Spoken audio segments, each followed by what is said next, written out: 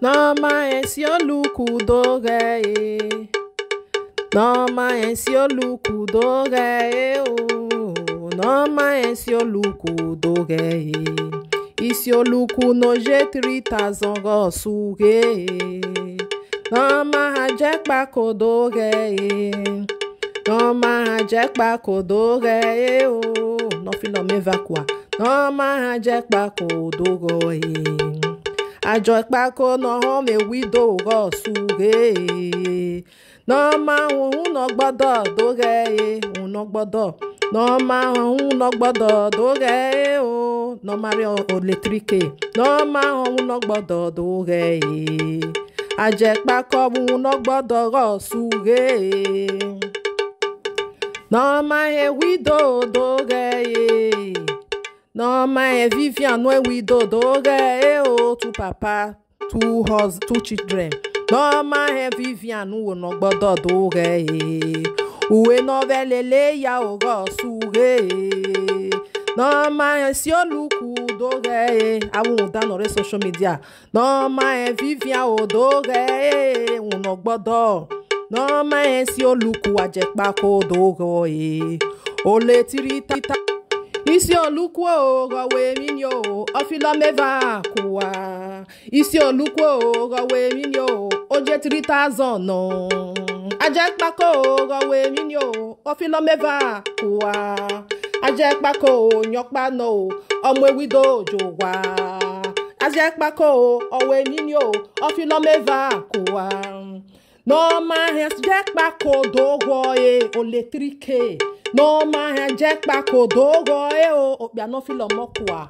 Nama no gbado ne Vivian doge.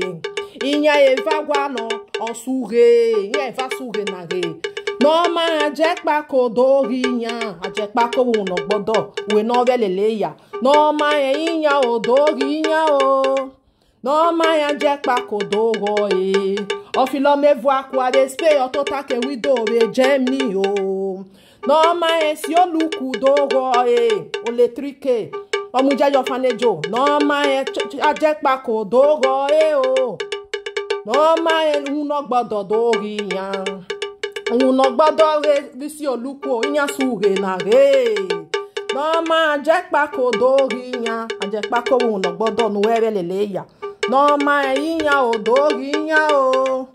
Nama ensioluku doge. Vivian no gbado onyo mare electrique be Germany o. Nama inya doge inya. Nama inya o doge inya o. Nama inya o doge inya. Isioluku no je 3000 go suge. Nama Vivian o doge. We no velele ya be Europe. Nama Vivian o doge. Oje le coupe no vun ya. Nama Vivian o doge. Uno gbado osuge. Wame mi wa de hie kwa. Nama ensioluku doge. Electrique no maseti gba ogomo. Nama ensioluku Ajepkako doge. Nama ensioluku no maseti gba ogomo doge. Bena wagwana o ijere orphanage obo renti. 99 lewebo. Nama Ajepkako doge. Nama Ajepkako doge. Electrique. Nama Ajepkako doge. Awarigo never no yoma of your body way. It yobe ya toge. Nama uno gbado doge. Iya ga wa me gbewo. Nama uno gbado doge oju gbado mufua. Uwe le eya. Nama uno gbado doge. Uno gbado ogo suge. Wa doge nya o huwa. Vivian no two pikin. Two husbands. Oju gbado no ka ome ogbe wa. Ohe gbaragbari. Isioluku no ro da fe widow. Ajepkako no ma wen wa doge. Nama Ajepkako doge. Nama Ajepkako doge electrique. Nama Ajepkako doge. Ole so mo ebe Madrid o to take widow be Germany. Wa gia.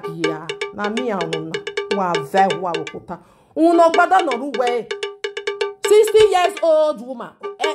Ayo babe abiye obisin aru isin obiye. No ma enya wa dogi yan re ma na yan senare.